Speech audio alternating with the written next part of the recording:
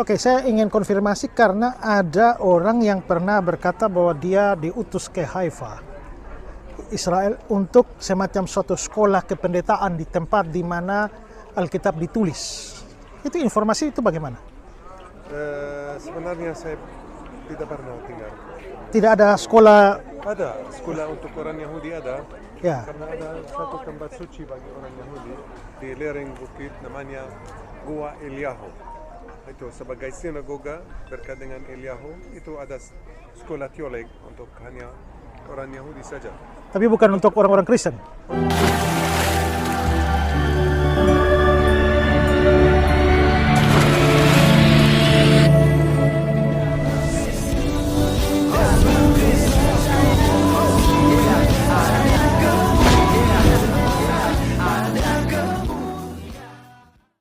Salam Elechem Bisem Yeshua HaMashiach. Salam damai sejahtera di dalam nama Tuhan Yesus Kristus untuk kita semua. Teman-teman sekalian, pada video kali ini kita akan membahas mengenai seorang Muslim yang bertugas ya sebagai pengantar orang-orang yang berkunjung di Haifa, Israel. Di mana teman-teman sekalian, Haifa ini sangat familiar buat Ustadz Ahmad Kainama, yang katanya dia lulusan S2 di sana untuk memperdalam liturgi gitu ya, dan dia punya data yang valid di sana. Valid. Nah, oleh karenanya teman-teman sekalian, ini Muslim sendiri yang bongkar teman-teman sekalian, dan orang yang tinggal di Haifa sendiri, dan dia katakan bahwa di sana tidak ada sekolah kependetaan. Apakah itu pasca sarjana ataupun magister ya liturgi, mungkin seperti ya lulusan Kainama ini teman-teman sekalian. Nah, oleh karenanya kita langsung saja cek video yang ada berikut ini. Ini saya ada di kota Haifa, Israel, suatu kota yang sangat-sangat terkenal karena keindahannya, sekaligus juga kota perdagangan ya, dan kota ini menawarkan suatu pemandangan yang sangat indah seperti yang saudara bisa lihat ya. Ini adalah pemandangan kota Haifa dari puncak gunung. Sangat-sangat indah, sangat-sangat memukau. Nah, saudara-saudara, kebetulan saya ada di Haifa. Waktu saya ada di Haifa ini, saya lalu teringat dengan seorang mualaf yang namanya siapa itu? Ustadz Kainama itu. Di mana Ustadz Kainama itu pernah dalam ceritanya atau kesaksiannya, dia mengatakan bahwa dia lulus sarjana teologi dari STT Jakarta, dan selanjutnya dia diutus untuk belajar secara khusus tentang agama ya di Israel, secara khusus di kota Haifa ini. Nah, jadi dia ngomong soal hal ini. Nah, lebih jelasnya kita dengar kesaksian dia atau cerita dia tentang bagaimana dia diutus, disponsori untuk belajar di Haifa. Saya menerima keberkahan dan sekarang sudah tidak lagi, program itu tidak ada lagi. Program itu sudah tidak ada. Barusan saya cerita sama Ustaz Tony dan program itu sudah tidak ada lagi. Ada program yang memberangkatkan calon pelayan, calon pendeta ke satu tempat yang tidak jauh dari sini untuk belajar Bible di mana Bible itu ditulis. Jadi ayat-ayat di dalam Alkitab, ayat-ayat di dalam Bible saudara kita itu, tempat di mana itu ditulis, itu kita biasanya dikirim ke sana. Nama kotanya Haifa. Tidak jauh, hanya 1 jam perjalanan dari Tel Aviv. 1 jam 5 menit lah. 1 jam 5 menit atau 1 jam 10 menit dari Tel Aviv. Indonesia tidak punya hubungan diplomatik dengan Israel. Jadi kita masuk lewat Jordan. Queen Alia, kita turun di sana lalu beberapa hari di seputaran Jordan situ, lalu kita nyebrang ke Allenby. Di Allenby ada jembatan, ada King Hussein Road situ, King Hussein Bridge. Biasanya tas dibuka-buka, lalu paspor dilihat dan diperiksa-periksa gitu oleh tentara Israel. Lalu kita masuk Tel Aviv. Biasanya kita mampir dulu di Petra, itu biasalah. Lalu kita nyebrang Sungai Yordan, lalu kita ke Tel Aviv. Dari Tel Aviv baru Haifa, melewati jalan tol yang namanya jalan tol Yitzhak Rabin. Saya belajar di sana. Dari Haifa ke Tel Aviv itu mungkin 1 jam 10 menit atau 1 jam 5 menit. Mungkin ada dari antum, saudaraku, para ustadzku di sini yang sudah sampai di Aqsa. Anda tahu pasti kalau sampai di Aqsa pasti Anda diajak ke Haifa untuk lihat. Itu kota pelabuhan, kota pinggir perairan, laut Mediterranean. Itu enak kok suasananya di situ ya. Dari Yerusalem 2 jam 15 menit, 2 jam 20 menit. Jadi saya belajar bolak-balik. Dari Haifa Yerusalem. Dan ini dibayari, bukan gratis. Ini ada yang bayar, ada yang sponsor. Selesai di sana pulang. Nah ini susunannya. Selesai dari sana pertama, dari Haifa pertama, saya pulang ke Indonesia lalu saya ditahbiskan. Diangkat, disahkan untuk menjadi pelayan di rumah Tuhan. Dan itu valid. Silahkan dicek. Kalau memang tidak ada, ya masa di sana bilang ada. Orangnya sudah jadi Islam kok. Nah, pertanyaan kita adalah bahwa apakah memang benar cerita dari Kainama inilah? Apakah benar di Haifa, Israel ini ada tempat yang berkaitan dengan penulisan Alkitab seperti yang dia katakan?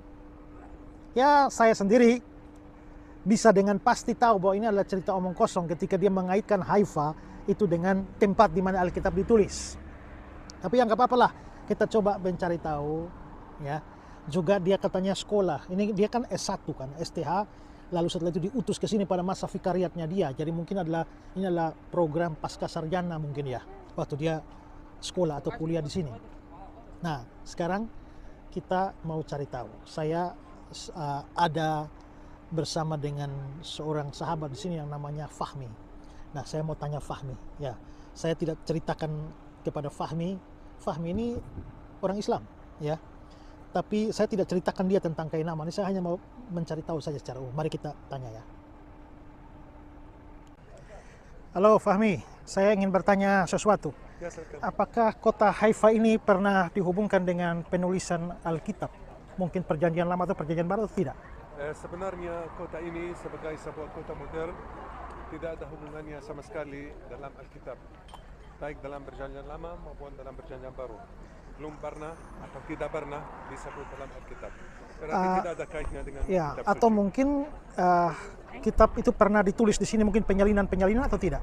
Tidak sama sekali, karena Tidak. itu kota modern ditemukan kira-kira 300 tahun lalu saja. Terbalik ke Gunung Karmel, itu adalah yang sangat penting, hanya disebut dalam perjanjian lama.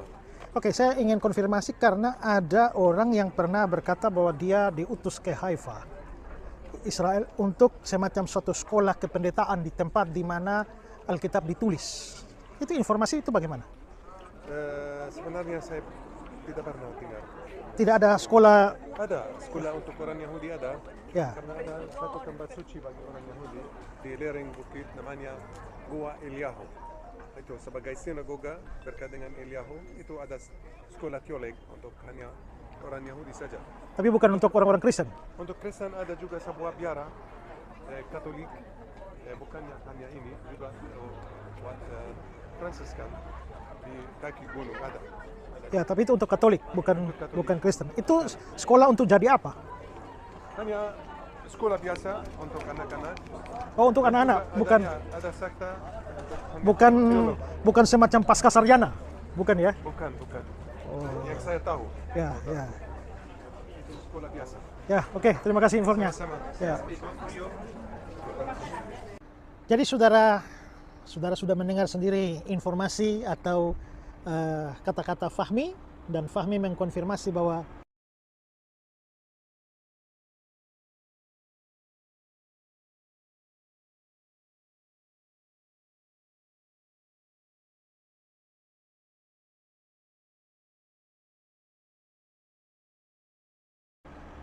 tempat yang bernama Haifa ini tidak ada kaitannya atau tidak ada hubungan sama sekali dengan penulisan kitab suci, baik perjanjian lama maupun juga perjanjian baru.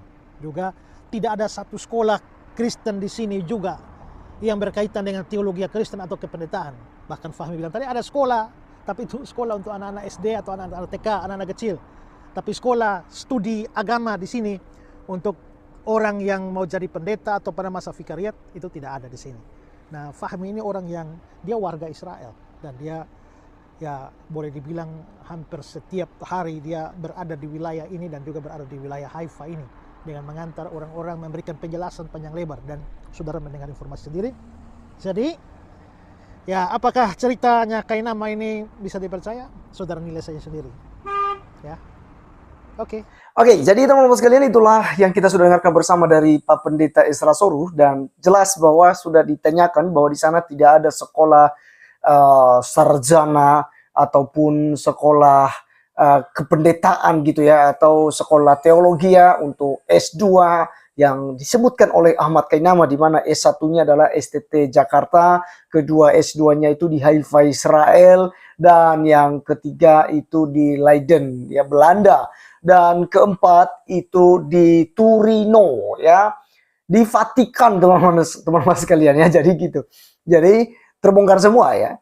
Karena teman-teman sekalian, apa yang diomongkan oleh Ahmad Kainama selama ini adalah sebuah kebohongan dan seharusnya pantas diproses ya. Nah, teman-teman sekalian, mari kita bijak ya untuk menyimak setiap penceramah-penceramah. Jangan kita mudah dibodohi seperti para pendengar Ustadz Ahmad Kainama. Apalagi sampai mengeluh-elukan dan memuji-muji Ustadz Ahmad Kainama. Ya kurang lebih ya ketika mereka memuji-muji Yahya Waloni yang katanya banyak pendeta-pendeta yang mempendetakan para pendeta. Oke. Sekian video kali ini teman-teman sekalian, dan sampai ketemu di video berikutnya. Tuhan Yesus memberkati kita semua. Salam.